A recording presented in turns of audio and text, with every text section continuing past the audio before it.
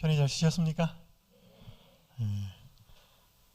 저도 신선한 공기를 마시면서 좋은 시간을 보내었습니다. 내 마음의 우상과 참 보배, 오늘 아침에 첫 시간에는 전체 시간으로 말씀을 드렸고요. 오늘부터 이 시간부터는 이제 함께 우리의 마음을 차지하고 있는 것들을 좀 살펴보겠습니다. 첫 번째 살펴보고자 하는 우상은 돈입니다. 여러분 돈 좋아하셔요? 저도 좋아해요. 목사도 돈 좋아합니다. 여러분 왜 돈이 돈인 줄 아셔요? 이름이 왜 돈인 줄 아셔요? 그죠? 이게 돈다고 돈이에요. 그러니까 돈은 뭐 하면 안 돼요? 정체가 되면 안 됩니다. 돈은 돌아야 돼요. 자, 이스틀린 패러독스라고 하는 전문 용어를 가지고 왔지만 쉽게 설명을 드리면 이 사람이 리처드 이스틀린이라고 하는 미국의 경제학자예요. 이 사람이 발표한 이론인데 일정 수준 이상을 지나면 소득이 더 높아져도, 즉 돈이 더 많아져도 행복의 정도는 더 높아지지 않는다라는 뜻입니다. 여러분 밥을 먹을 수 없는 사람이 호주머니에 돈이 있어서 식당에서 맛있는 것을 사 먹을 수 있으면 행복해져요. 오늘 밤에 잠을 잘 데가 없는데 따뜻한 잠자리가 제공되는 여관이든 호텔이든 돈을 내고 들어가서 잘 수 있으면 행복해요. 아무것도 없는 사람이 먹고 마시고 거할 수 있는 것들을 얻을 수 있는 그 돈이 있으면 행복해져요. 절대적인 빈곤이 행복해진다는 것은 아니거든요. 그런데 일정 수준만 지나면 더 많아진다고 해도 행복은 안 올라가더라는 것입니다. 이 표를 보시면 이 밑에 가로는 미국의 시대예요. 1970년, 75년, 80년. 그 다음에 오른쪽 표는 이 GDP입니다. 1인당 GDP. 그러니까 사람들이 돈 버는 거 연봉이라고 생각하시면 돼요.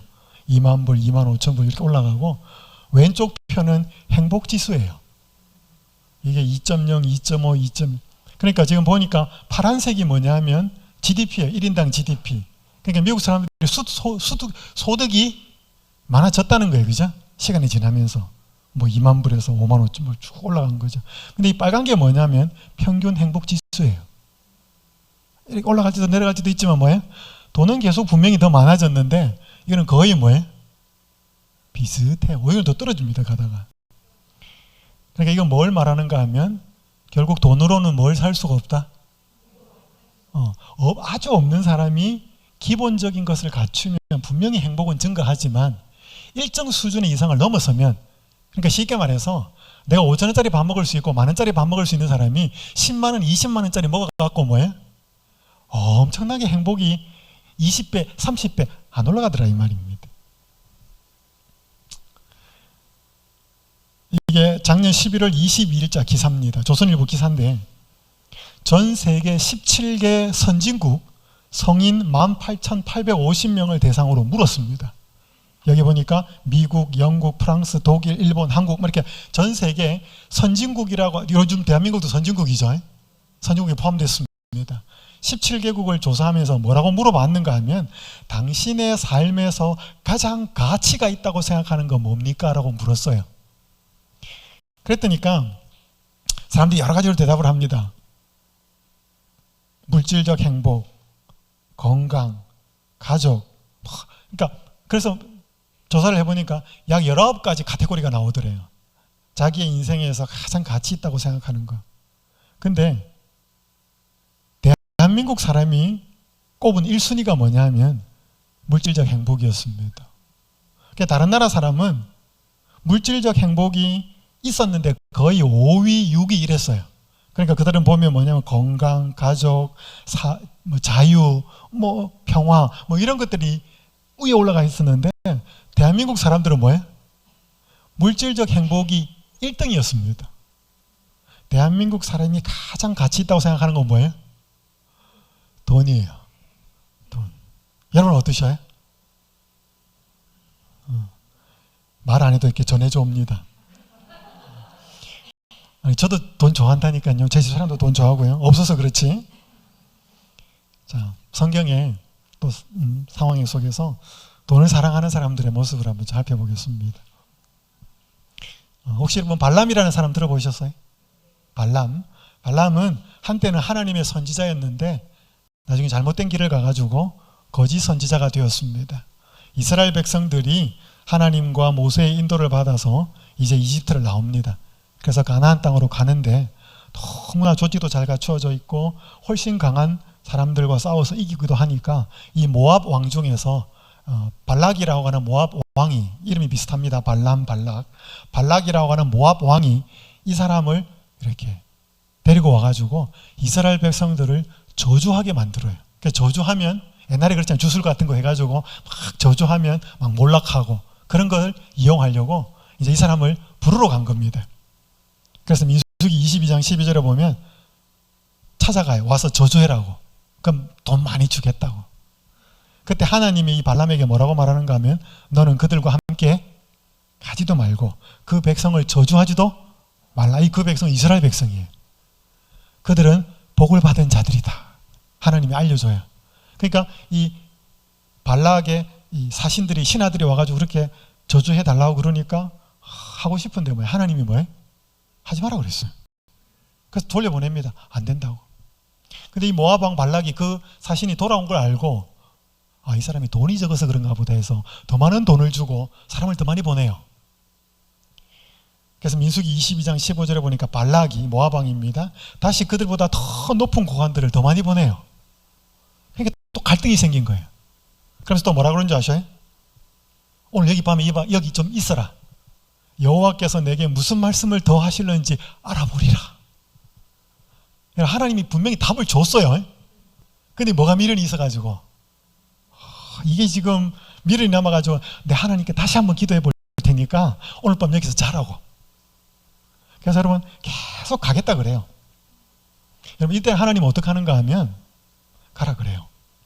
분명히 하나님이 뜻을 주지만 계속 인간이 하겠다면 하나님 억지로 안 합니다. 하나님은 막 강제하시는 분은 아니거든요. 그래서 내가 막고 하지 말라고 하는 것이 어떤 결과를 초래하는지 한번 겪어보라는 것이죠. 그렇게 갑니다.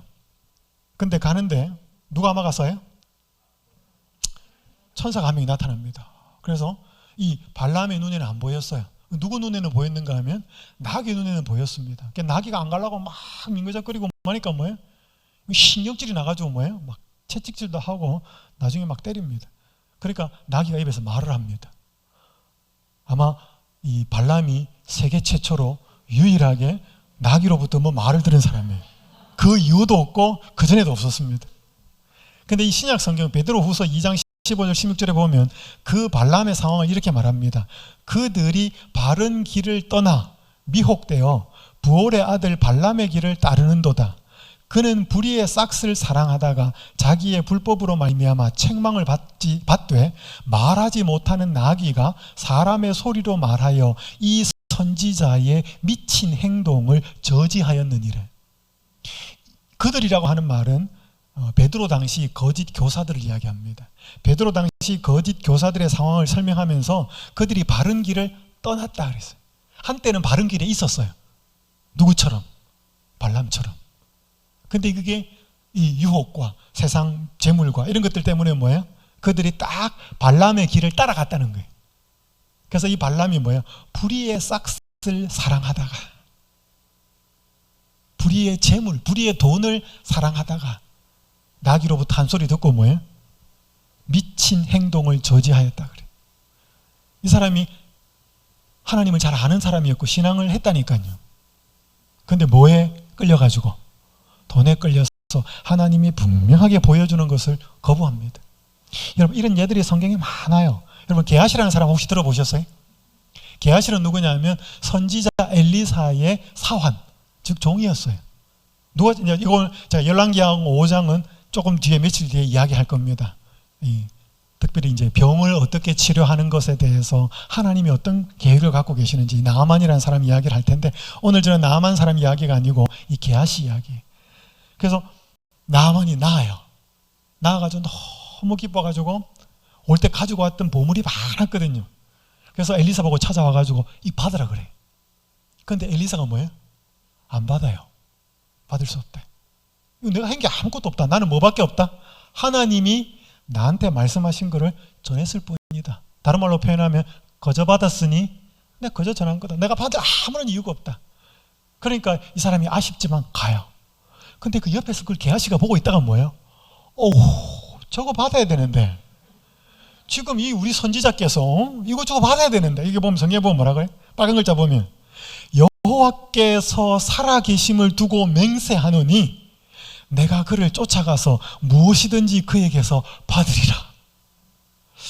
참, 이 선지자가 이렇게 영적이라고 해서 밑에 같이 있는 사람도 영적인 건 아닌 것 같아요. 나중에 이것 때문에 거짓말을 하고 나중에 병에 걸려. 이 나만이 나았던 병을 이 게하시 또 걸려요. 나병에 걸린 이야기 나옵니다. 여러분, 예수님 당시에 보면 거라사 지방에 예수님이 한번 이 완전히 망가진 사람을 고치러 가요. 근데 거기에 귀신 들린 사람들이 어디로 가느냐 하면 돼지떼에게 들어가요. 예수님이 허락해줘요. 그 돼지떼가 다 몰살을 해요. 그래서 그 돼지떼를 돌보던 사람, 여러분, 유대인들이 돼지를 왜 키웠을까요? 여러분, 성경에 돼지는 되게 부정한 짐승이에요. 그러니까 유대인들은 돼지를 먹지도 않고 키우지도 않아요. 왜 키웠을까요? 이 돈이 됐거든, 돈이. 그래서 예수님은 그들이 모든 물질의 마음에 가 있는 사람들을 돼지를 몰살시키면서 마음을 하늘로 돌이키기를 바랬는데, 이 돼지가 죽고 나니까 너무 물질 손실이 많으니까 뭐라 그래? 예수님께 와가지고 떠나주십시오. 떠나주십시오. 여러분, 이들 눈에는 그 귀신 들려가지고 완전히 사단에게 사로잡힌 사람이 옷도 안 입고 사람을 괴롭히고 하던 그 멀쩡하게 된 것은 눈에 안 들어왔습니다. 뭐만 들어왔어요? 돼지떼 죽은 것만 눈에 들어왔습니다. 이 예수 계속 있다가 우리 쫄딱 망하겠다. 빨리 떠나보내자. 그러니까 여기 보니까 뭐예요? 귀신 나간 사람은 또 함께 가겠다 그래. 그러면 누구는 가라 그러고 누구는 예수가 있겠다 그러고. 이게 예수님을 경험한 사람과 하지 못한 사람의 차이예요. 가룟 유다, 여러분 한번 들어보셨죠? 예수님의 12제자 중에 한 사람. 왜 팔았을까? 여기 보면 이렇게 나와 있습니다. 유다는 본래 돈에 대하여 강한 애착을 가지고 있었으나 이런 행동이 뭐냐면 예수님을 파는 선택을 할 만큼 늘 부패되어 있었던 것은 아니었다 그랬습니다. 근데 뭐예요? 그는 악한 탐욕의 정신을 길러서 마침내 그것이 그의 생애의 주된 동기가 되도록 했다. 빨간 글자 같이 한번 읽어볼까요? 시작. 돈에 대한 애착이 그리스도께 대한 그의 사랑을 능가했다. 한 가지 악의 노예가 됨으로써 그는 자기 자신을 사탄에게 넘겨주어 죄에 깊이 빠지게 되었대. 그러니까 여러분, 성경에도 예수님 따라다닌다고 해도 돈 때문에 예수님을 파는 사람, 돈 때문에 하나님의 그것을 어기는 사람이 참 많았습니다. 여러분, 이게 무슨 사이트냐면 여기 보면 영어로 뭐라고 적혀 있냐면 The Great Recession. Recession이라는 말은 불황, 불경기 이런 뜻이에요. Great이 붙었으니까 뭐예요? 어마어마한 불경기, 불황 이 뜻이에요. 그 옆에 뭐라고 적혀있냐면 Celebrity Suicide. Celebrity는 여러분 셀럽 들어보셨죠? 유명한 배우들, 영화 배우들, 유명인들 셀럽이라 그러잖아요. 이 셀러브리티 줄임말이에요. 셀럽, suicide, 자살. 그러니까 이게 2008년도에 미국의 큰 경제 위기가 불어닥쳐요. 리먼 브로더스, 온 은행들 도산하고 집은 완전 깡통되고 막 그렇게 미국이 극심할 때 한때 대단히 잘 나갔던 그 사람들 자살한 이야기들을 모아놓은 사이트예요. 그래서 보니까 The Great Recession, 아주 극심한 불황, 그때 여기 보면 날짜가 적혀 있어요.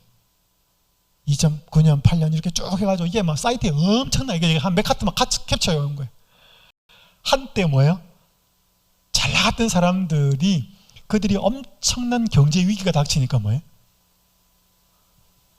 그다음부터 어떻게 살아야 될지 모르는 거예요.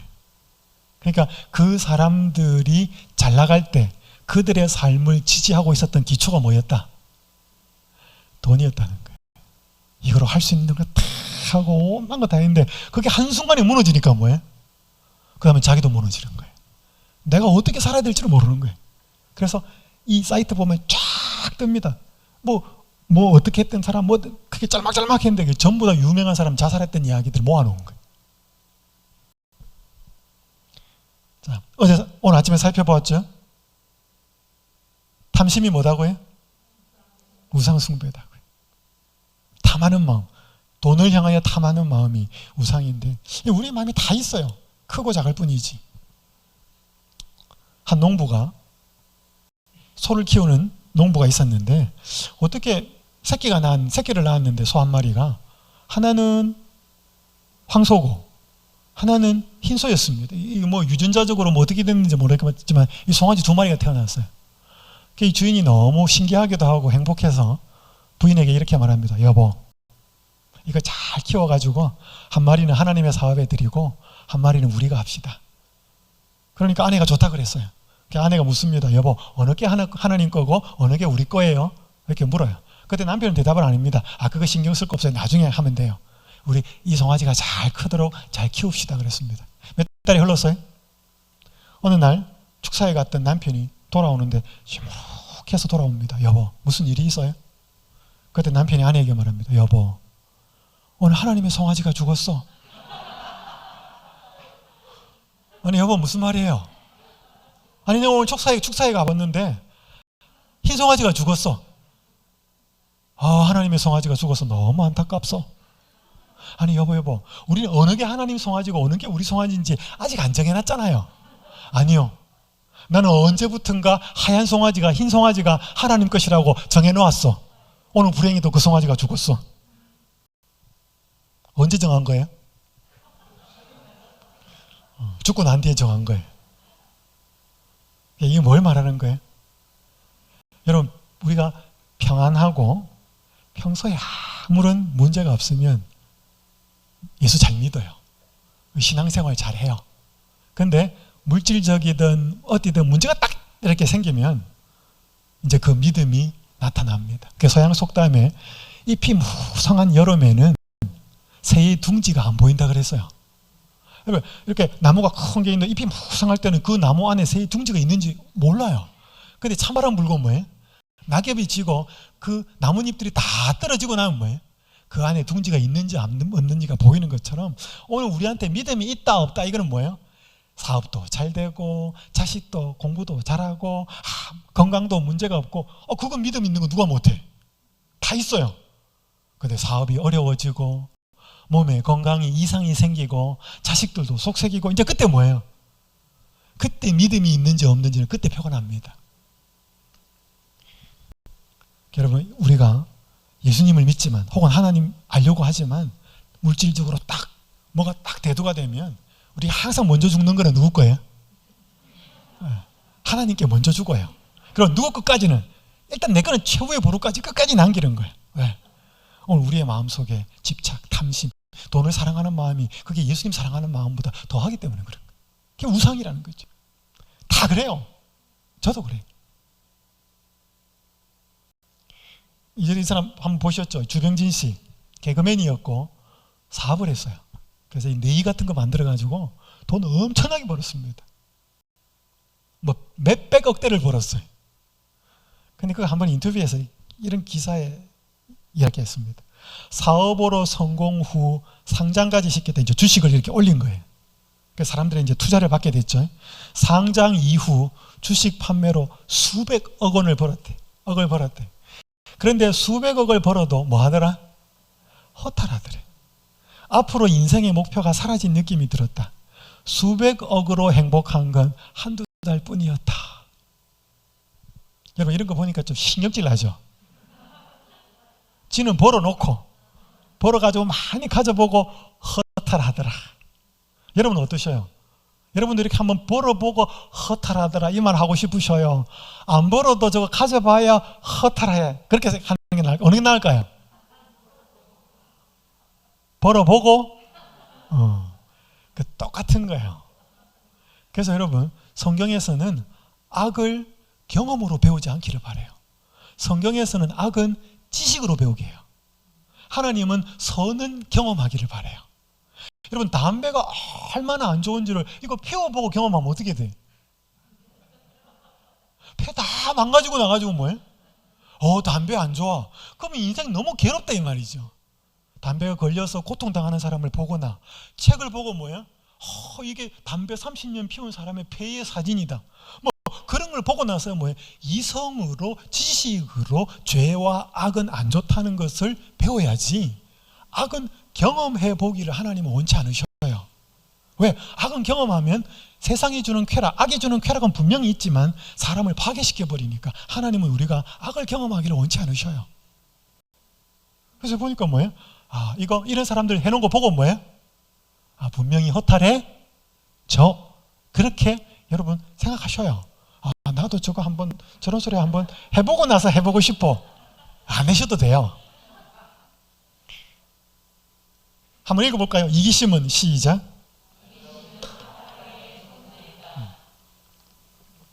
여러분 교회 가니까 혹은 성경을 펴니까 자꾸 우리 보고 뭐라 그래요? 죄인이라 그래. 죄인. 듣기 좋으셔요? 기분 나쁘셔요? 죄인이라 그러는데 기분 좋아할 사람 아무도 없죠. 왜 우리 보고 죄인이라 그러나? 여러분 우리가 정말로 죄인인지 아닌지는 보면 딱 하나가 나와요. 그게 뭐예요? 이기심이에요. 이기심. 우리는 이거요, 죽을 때까지 있습니다. 목사한테도 있어요? 목사한테도 있어요. 이게 데이비 스완슨이라고 하는 신학자가 이렇게 말합니다. 우리는 부분적으로 그리스도를 따르기 원한다. 적어도 너무 많은 희생이 요구되기 전까지는 그렇다. 우리는 자기도 모르게 마음속으로 손익계산을 해왔다. 우리는 원하는 것에 해가 될 만큼 멀리까지 그리스도를 따르기는 원치 않는다. 부자복감 같이 딱 왔다가 뭐예요? 이거 버리고 나 쫓아 그러면 뭐예요? 그게 너무 많아서 못 버리는 거예요. 요거 건드리지 않으면 뭐예요? 같이 따라가는 거예요. 그래서요, 우리에게 반드시 뭐가 제일 중요한가를 결정할 때가 옵니다. 여러분 여기 좀 어떤 분들은 암에 걸리신 분도 계셔요. 제가 옆에 주변에 암 환자들도 만나보고 한데 그분들이 잘 생활하다가 암에 딱 걸린 순간부터 자기에게 그 다음부터는 뭐가 중요하고 뭐가 중요한지 쫙 정렬이 되더래. 이때까지는 뭐가 중요하고 뭐가 중요하고 안 중요하게 살아왔는데 암에 딱 걸리는 순간부터 그게 진짜 중요한지 아닌지가 딱 표가 나더래. 그 다음부터는. 그래서 내가 암에 안 걸렸으면 계속 이게 중요한 줄 알았을 거고 이게 중요하지 않을 거라고 생각했는데 이거 딱 걸리고 나니까 뭐예요? 그게 다 해처모이가 되더라는 것입니다. 진짜 중요했던 것이 별로 안 중요해 보이고 그동안 무시하고 중요하지 않았던 게 뭐예요? 진짜 중요하게 자기에게 딱 오더라는 거죠. 여러분 그런 부분으로 보면 뭐예요? 그건 중요한 깨달음이에요.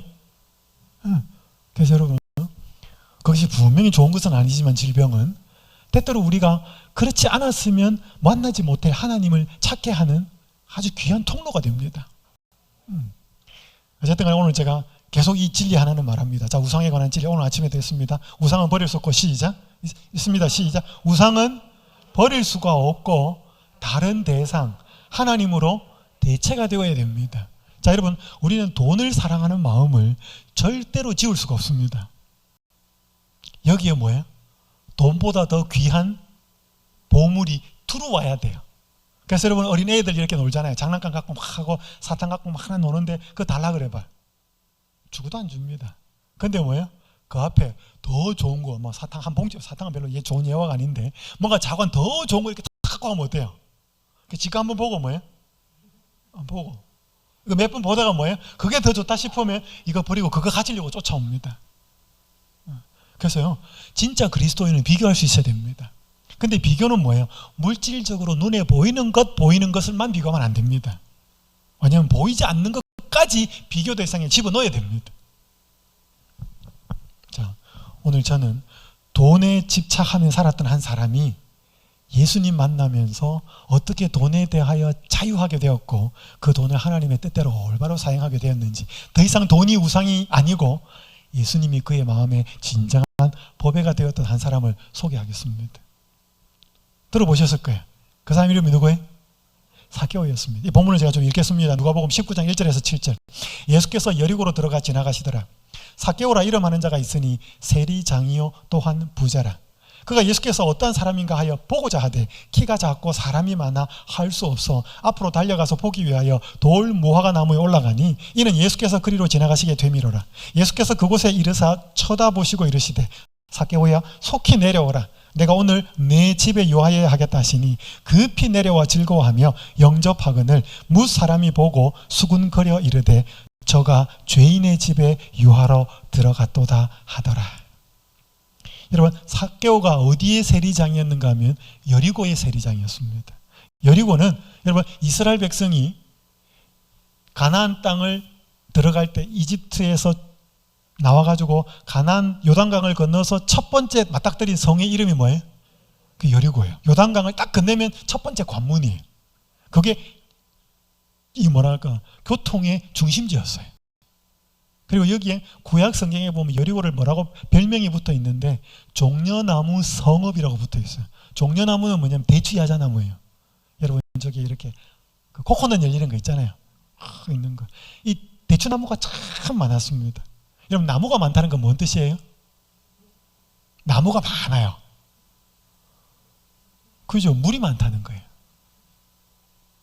물이 많다는 건 뭐예요? 살기 좋다는 거예요. 그러니까 여러분 세관을 아무 데다 놓겠습니까? 세관은 사람들이 돈을 많이 버는 곳에다가 세관을 갖다 놔야지. 그러니까 뭐예요? 살기 좋으니까 사람이 많고 많이 모이니까 장사도 하고 경제활동도 많이 생기고 하니까 여기 여리고요. 여기에 세금 공무원들 중에서도 뭐예요? 장이었어요. 와, 그러니까 뭐예요? 그 당시 세리는 여러분 성경의 세리는 여러분 지금 우리로 말하면 세금 공무원 하면 이해가 잘 안 됩니다. 성경의 세리, 성경의 세금 공무원은 어떤 인물이라고 생각하냐면 일제시대 때 일본은 맙잡이 그렇게 생각하시면 됩니다. 그게 세리였어요. 그러니까 뭐 이 사람 세금이 1,000원인데 한 3,000원, 4,000원 걷어가지고 뭐예요? 1,000원은 정부에 갖다 내고 나머지는 지가 띵빵 이렇게 하고 이 사람들이었어요. 엄청나게 미움받았던 사람이. 그 중에서도 그 세리를 관리하는 뭐였어요? 얼마나 욕 많이 얻어먹겠어요. 그러니까 돈은 많고 뭐예요? 사람들은 그 앞에서는 굽신굽신하고 뒤에서는 뭐예요? 욕하는. 그러니까 되게 친구도 없는 외로운 사람. 그저 돈밖에 없고 니네들 내가 무시하지만 결국 니네들 돈 때문에 이러잖아. 그런 것으로 위로받고 살았던 사람. 그런 사람이었어요. 그런데 어느 순간부터 이 세리가 예수님에 대한 소식을 듣게 됩니다. 예수님이 어떻게 해주다. 근데 제일 관심 있었던 게 뭐냐면 이 예수라는 사람이 마태를 제자로 삼았다네. 마태가 누구예요? 세리였어요. 여러분 그 당시에 랍비나 선생 중에 세리를 제자로 삼는다? 있을 수 없는 일이에요. 왜? 그거 다 욕얻어먹는 사람이거든. 그러니까 뭐야? 관심이 생기기 시작한 거야. 내가 그 마태는 잘 모르지만 나하고 똑같은 직업을 가져서 평판이 별로 안 좋고 뭐 어떤 사람인데 그 사람을 12명의 제자 중 한 명으로 받아들였다? 이 사람 도대체 누구지? 관심이 생기기 시작한 겁니다. 조금씩 그 이야기를 듣게 돼요. 그래서 예수님이 이쪽으로 지나간다는 정보를 입수하고 만나고 싶었어요. 여러분 요 앞에 보면 이 누가복음 19장 앞에 보면 누구 이야기가 성경에 나오는가 하면 소경 바디메오 이야기가 나와요. 바디메오는 진짜 못 보는 사람이에요. 그래서 막 예수님 지나갈 때 지나간다는 소리 듣고 예수야 막 그대로 너 뭐 하기 원하느냐? 보기를 원하나이다. 예수님 눈을 뜨게 해요. 근데 이 세리는 눈은 볼 수 있었어요. 근데 뭐예요? 진짜 예수라고 하는 존재가 누군지 보고 싶었어요. 자, 여기 재림교회 성경 주석은 이렇게 말합니다. 그는 굶주린 심령으로 예수를 뵙고 생명의 길에 대하여 좀 더 완전하게 배울 수 있는 기회를 갖고자 갈망하고 있었대. 근데 이거는 사람들한테 안 보였습니다. 사람들은 그저 돈 많은 노랭이, 탐욕적인 사람 그런 것만 보였죠. 근데 그 마음속에 뭐예요? 생명의 길에 대하여 한번 알고 싶다는 마음이 들기 시작했어요. 이걸 누가 알았을까요? 사람의 마음을 아시는 예수님이 한 거예요. 그러니까 여러분 삭개오가 예수님 만나러 간 게 아니고 예수님이 삭개오 만나러 가신 거예요. 여러분 우리가 삭개오가 예수님 만나러 간 거였죠? 아니요. 예수님이 이런 마음을 가진 삭개오를 알고 뭐예요? 만나러 가신 거예요. 여기 보십시오. 시대소망 554페이지 이렇게 기록합니다. 제사장들과 랍비들의 불평소리와 군중의 외치는 환영소리를 넘어서 세리장의 말로 표현되지 않은 소원은 예수님의 마음에 호소하였대요. 그러니까 뭐예요? 예수님은 이 군중들 떠드는 소리에 이게 들어온 게 아니고 뭐예요? 내가 예수님 한번 만나고 싶다라고 안절부절하는 그 삭개오의 마음속의 소리를 예수님은 듣고 있었다 이 말이에요. 오늘 이 자리에 계신 분들 중에서 몸이 아파서 내 근심 때문에 이거 어떡하지? 예수님 앞에 나가면 해결될 수 있을까라고 하는 여러분의 마음의 모든 아픈 호소의 소리를 예수님 듣고 계셔요. 그거 갖고 나오셔요. 예수님, 제가 얼마나 힘든지 아시지요? 제가 자녀 때문에, 제 건강 때문에 얼마나 잠도 못 자고 마음 아파하는지 예수님 아시지요? 제 소리 이미 이 마음의 소리 듣고 계시죠? 다 듣고 계셔요. 하실 말씀이 계시고 지금도 말씀하고 계셔요. 저를 통해서 말씀하고 오늘 송리산의 나무를 통해서도 말씀하고 우리 원장님 건강 강의를 통해서도 말씀하고 자꾸 귀를 한번 열어보셔요. 여러분의 그 마음의 소리에 하나님이 분명히 말씀해 주실 것입니다. 이게 보니까 뭐예요? 무화과 나무 바로 아래서 한 무리가 멈추어 서자 앞뒤의 군중도 걸음을 멈추었다. 그때 영혼을 읽고 계시는 것처럼 보이는 시선으로 한 분이 위를 쳐다보셨대요. 올려다보는 거예요. 예수님이, 그러니까 삭개오가 예수님을 만날 마음이 분명히 있었지만 그 마음을 아시고 예수님이 찾아오셔서 올려다보시고 내려와라. 그래서 너무 신났습니다. 그때는 여러분 나온 이 삭개오의 고백이 이거예요. 누가복음 19장 8절 함께 읽겠습니다. 시작. 삭개오가 서서 주께 여짜오되 주여 보시옵소서 내 소유의 절반을 가난한 자들에게 주겠사오며 만일 누구의 것을 속여 빼앗은 일이 있으면 내 갑절이나 갚겠나이다. 물론 요 앞에 예수님이 삭개오 보고 뭐라 했냐면 삭개오 내려와라. 내가 오늘 너의 집에 요하여야겠다. 오늘 내가 너희 집에 가서 밥 먹겠다. 여러분 그 당시에 식사를 하는 것은 아주 친밀한 사람과의 교제를 이야기하는 거예요. 아까 이야기했잖아요. 삭개오는 뭐는 많았는데 돈은 많았는데 뭐는 없어요? 친구는 없어요. 그 삭개오의 집에 가서 예수님 식사하겠다. 오늘 내가 네하고 개인적으로 한번 좀 대화하겠다. 여러분 그렇게 하니까 너무 신나가지고 삭개오가 한 말이 이 말이에요. 여러분 예수님 돈 이야기 했어요 안 했어요? 삭개오 니 돈 그렇게 쓰면 안 되고 돈 그렇게 벌면 안 돼. 너 돈 버는 방법이 약간 좀 문제 있어. 그러셨어요? 한번 내가 오늘 너희 집에 가겠다. 그 삭개오의 아픈 마음과 고민과 그 상태를 만나 주셨어요. 네 마음의 그 근심한 생명의 길에 대해서 알고 싶은 그 마음을 찾아오셔서 삭개오야 오늘 내가 너희 집에 가서 이야기 좀 하고 싶다. 이거는 뭐냐면 친구하자 이 말이에요. 그러니까 삭개오가 뭐예요? 바뀌어버렸어요. 예수님 내가 내 소유의 절반을 가난한 사람들에게 주겠습니다. 그리고 누구의 것을 속여 빼앗은 것이 있으면 내배나 갚겠습니다. 이거 말도 안 했는데 모세 율법에는 어디 뺏어가지고 뭐예요? 속여 빼앗은 것이 있으면 2배로 갚으라고 출애굽기 22장에 나와 있어요. 근데 자기는 뭐예요? 2배 따블이 4배로 하겠다. 그의 마음이 동한 거죠. 더 이상 물질이 그의 삶을 쥐지 못하는 것을 보게 됩니다. 여러분 이런 사람 또 니고데모도 있었습니다. 성경에 이런 예들이 있어요. 그래서 여러분 돈이라고 하는 오늘 우리의 마음은요 예수님을 믿어도 돈에 대해서는 집착이 가요. 너무 당연한 거예요. 근데 오늘 만약에 예수님을 우리의 마음속에 충분히 친구요 주인으로 모시면 그 돈에 대한 생각이 조금 달라져요. 자, 이 부분은 계속 많이 말씀드리기는 어렵겠지만 여기 보니까 여기 예수님 십자가에 달려 돌아가시고 나서 2명의 지도자가 찾아와서 예수님 시체를 달라고 하고 예수님의 몸을 장사시킨 사람이 있는데 아리마대 사람 요셉이라는 사람과 니고데모였습니다. 니고데모는 들어보셨죠?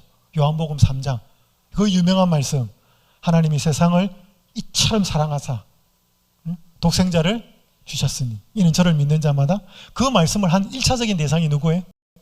니고데모였어요. 그리고 나서 니고데모는 그걸 듣고 나서 긴가민가 하면서 그 믿음을 표현하지 않아요.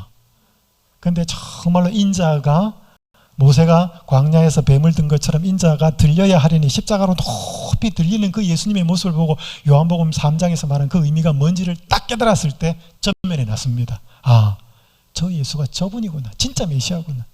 그때는 뭐예요? 아무도 두렵지 않습니다. 그래서 여기 보니까 일찍이 예수께 밤에 찾아왔던 니고데모도 모략과 침향 섞은 것을 100리트라쯤 가지고 온지라. 그리고 모략이 귀한 거 아시죠? 동방박사들이 예수님 찾아올 때 보물이 뭐였어요? 황금, 유향, 모략이었어요. 그게 보물이었습니다. 이 침향 섞은 것을 100리트라, 1리트라가 3.26g이래요.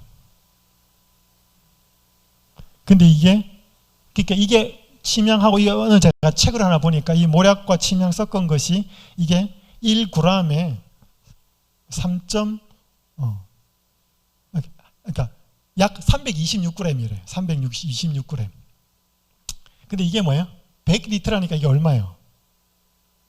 32.6kg예요. 32.6kg. 1리트라가 326g이니까 이게 100이니까 동그라미 3개가 붙어야 되잖아요.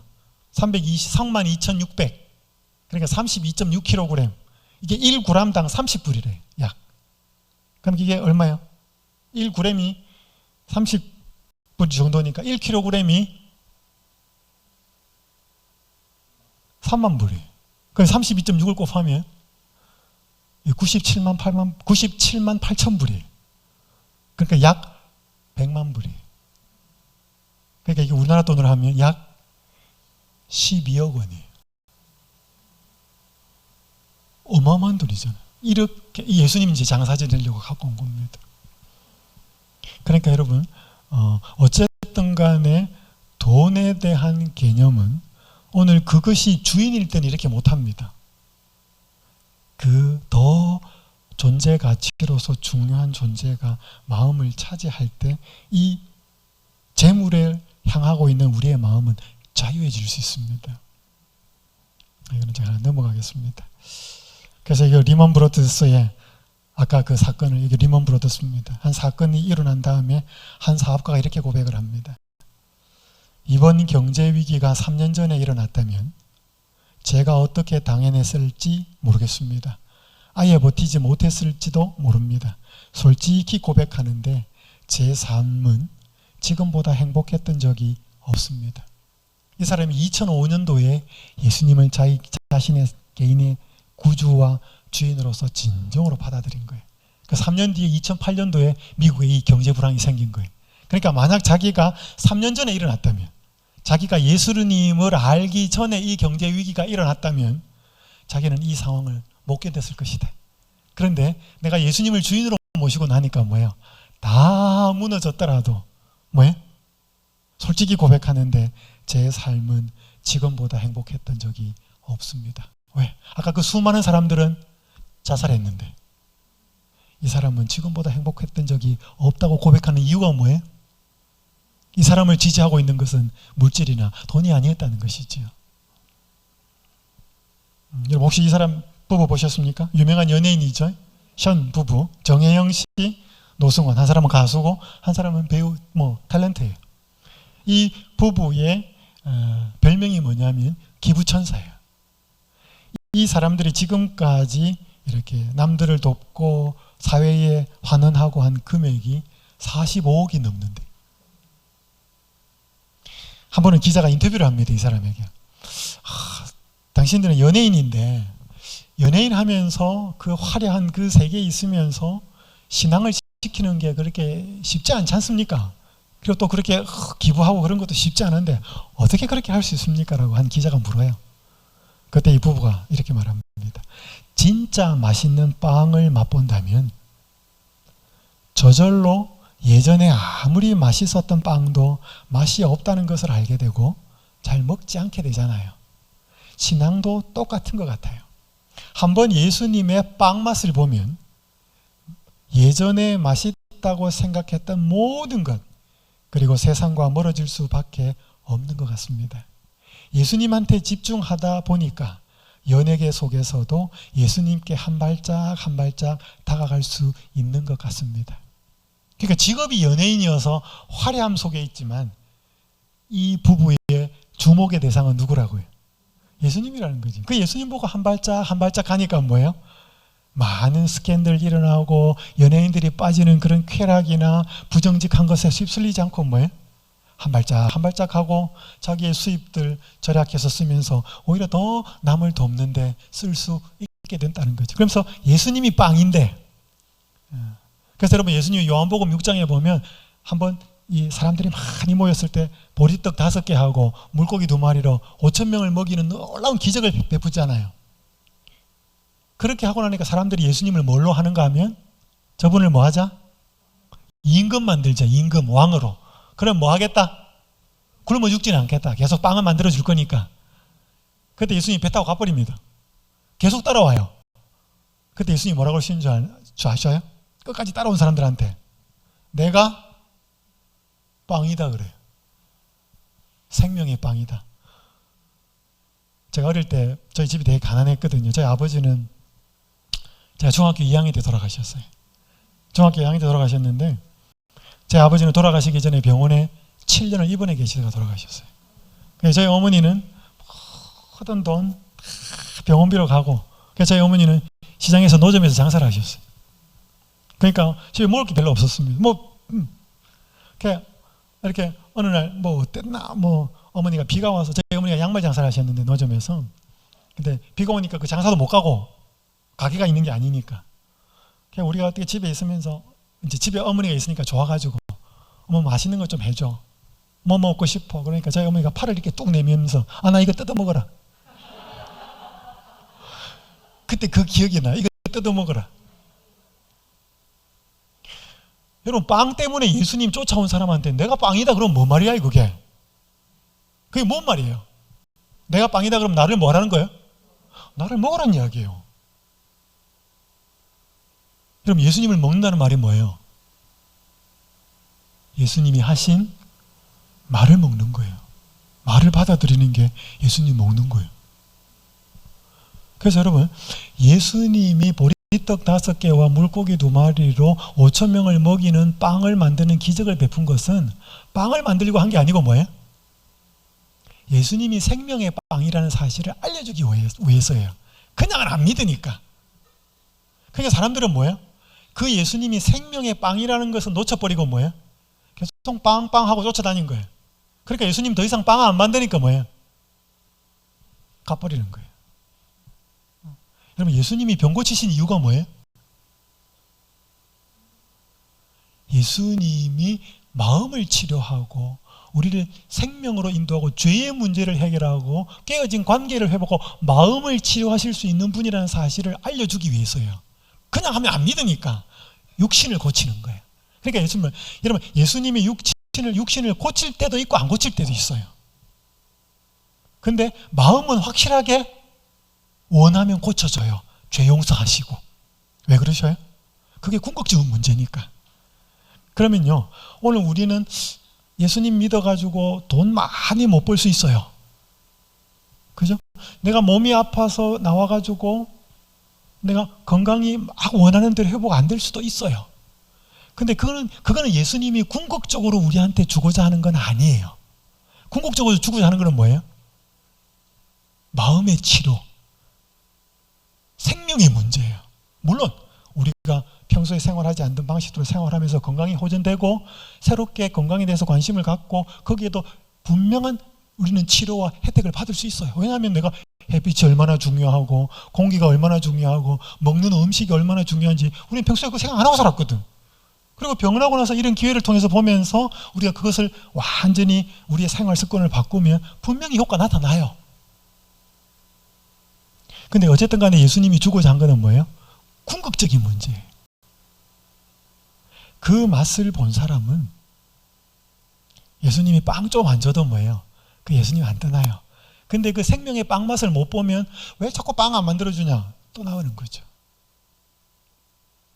여기 한 분이 이렇게 고백했습니다. 저는 요즘 예수님을 사랑하게 되었구나 하고 느낍니다. 이 남자분의 고백이에요. 모든 것이 다 시큰둥해졌기 때문입니다. 명예도, 성공도, 돈도, 스포츠나 세상 재미도 정말 예전 같지 않습니다. 그것만 보면 전형적인 우울증 증상입니다. 그러나 아침부터 밤까지 흥분 상태처럼 지냅니다. 사람을 만나든 식사를 하든 주님을 바라보고 누구를 만나든 주님 이야기만 합니다. 사랑에 빠졌나 봅니다. 하나님을 사랑하게 되면 비로소 인생이 바뀝니다. 주님께 더 이상 구할 것도 없습니다. 충분합니다. 받을 것은 이미 다 받았다는 생각이 듭니다. 여러분, 사랑하면 우리나라 속담에 이런 거 있잖아요. 사랑하는 거하고 재채기 하는 건 못 감춰요. 이거 어떻게 감춰요? 제가 한번 학원에서 목회를 하면서 한 아가씨를 성경 공부하게 됐습니다. 영어 배우러 오는 아가씨를 이제 만나 성경 공부를 하는데, 이제 저랑 하루에 한 30분 성경 공부하기로 이렇게 매일 약속을 정했는데, 제가 성경 이야기하면 그 아가씨는 성경 이야기를 듣고 뭐 반응이 어떻는지, 이게 뭐 믿겠습니다 아니면 잘 모르겠습니다 이렇게 성경 이야기에 대한 반응이 나와야 되는데, 제가 성경을 가르치면 그 이야기는 남자친구 이야기예요. 전혀 관계없는, 이 성경 주제와 전혀 관계없는데 내가 이야기하면 목사님 있잖아요, 제 남자친구는요, 이렇게 나와요. 그래서 저는 그 남자친구를 안 봐도 비디오였습니다. 환하게 들었어요. 정말로 그 남자친구 좋아하는 것 같았어요. 저는 그렇게 좋아하는, 좌우간 입을 열면 절반은 남자친구 이야기예요. 근데 그 아가씨한테 나중에 성경 공부가 점점 깊어지면서 예수님이 딱 이제 이렇게 제시가 됐습니다. 이 예수님 마음의 주인으로 모시고 살았으면 좋겠습니다. 근데 그 남자친구하고 결혼 이야기까지 오고 가고 있었어요. 근데 장래 시어머니가 될 분이 자기가 예수 믿는 거 싫어한다는 거예요. 그럼 답 나왔잖아요. 그토록 좋아하는 남자친구, 그리고 그토록 좋아하는 남자친구의 엄마가 자기가 교회 다니는 거 싫어한대. 답 나왔어요. 근데 얘가 지금 고민을 하더라고. 깊이 고민을 하더니 어느 날, 그러니까 그 이후로부터는 성경 공부 시간도 말수가 확 줄어버리더라고. 이제 뭐 하는 거예요? 고민하는 거예요. 제가 뭔 이야기를 해도 그게 꽤 오래 갔어요. 그리고 어느 날 딱 저한테 와서, 목사님, 저 결심했어요. 막 그러니까 이 간이 여기서 이게 툭 떨어져. 저 결심했어요. 그러니까 그 대부분 이제 그 답이 뭐예요? 뭐 성경 공부 그만하겠다든지 아니면 뭐, 근데 그 아가씨 대답이요. 그 전에 이제 한 일이 있었습니다. 제가 이 남자친구한테 가서 이 예수님 소개해 보겠습니다. 그리고 같이 성경 공부하자고 제가 이야기하겠습니다. 그랬어요. 오케이, 네, 기도하겠습니다. 갔어요. 근데 이 아가씨가 시무룩하게 와가지고, 저 결심했습니다. 제가 그렇게 예수님이 소개하고 이 좋은 예수님 내가 같이 알아보자고 이야기했는데 이런 지하에 거절을 하더라는 것입니다. 그래서 목사님, 제가 그 남자친구랑 헤어질 겁니다. 저는 엄청난 충격이었습니다. 왜냐하면 그 아가씨가 이때까지 보여준 게 뭐예요? 입만 열면 그 친구. 근데 그 친구보다 자기를 더 사랑한다라고 하는 존재를 깨달은 거예요. 그러니까 그 인간의 자리가 뭐야? 밀려나더라고. 거기에 예수님이 들어가니까 밀려나더라고. 저는 그때 깨달았어요. 진짜 자기를 사랑하는 존재의 가치를 알게 되면 그 존재를 놓치지 않지 나머지 존재는 놓습니다. 오늘 제가 돈 이야기 했지만 이건 비단 돈뿐만이 아닙니다. 제가 오늘 아침에 읽었던 말씀 다시 읽습니다. 우리의 사랑이야말로 우리가 실제로 무엇을 믿고 있는지 보여준다. 설령 말로는 다른 것을 믿는다고 해도 모든 게 드러난다. 따라서 사람들이 진정으로 변화된다는 것은 단지 그들의 생각이 변하는 게 아니라 그들이 가장 사랑하는 것이 변하는 것이다. 만약 내가 돈을 제일 사랑한다면 돈이 나한테 하나님이에요. 아무리 말을 갖다 붙이고 아무리 말을 부드럽게 해도 돈이 신입니다. 근데 그것을 우리는 스스로는 바꿀 수 없습니다. 내가 하나님을 알고 그분이 어떤 분이신지를 알 때, 그래서 여러분, 하나님은 자꾸 때때로 우리가 신이라고 하는 것들의 실상을 보여줍니다. 여러분, 하나님이 왜 이스라엘 백성들을 출애굽시킬 때 재앙을 10번이나 내려요? 그 사랑의 하나님이. 재앙 10번 나오잖아요. 10재앙. 왜 그래요? 한두 번만 하면 되지. 그게 전부 다 뭐냐면 이집트 사람들 신이었어요.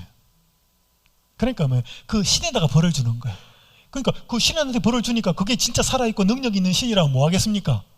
하나님하고 싸우든지 뭔가 자기의 능력을 발휘를 해가지고 백성들이 고통을 안 받게 해야 되잖아요. 그러니까 뭐예요? 하나님이 그 신들에게 벌을 주면서 나타나는 반응을 보여준 거죠. 개구리도 신이고 뭐예요? 이도 신이고 다 신이었거든. 태양도 신이었고 태양신 라. 그러니까 그들이 믿고 있는 신이 아무런 역할을 하지 못한다는 것을 깨닫게 하는 거예요. 너희들이 믿고 있었던 신이 바로 이렇게밖에 못한다. 이거는 뭐가 아니다? 참 신이 아니다. 나 여호와가 진짜 신이다.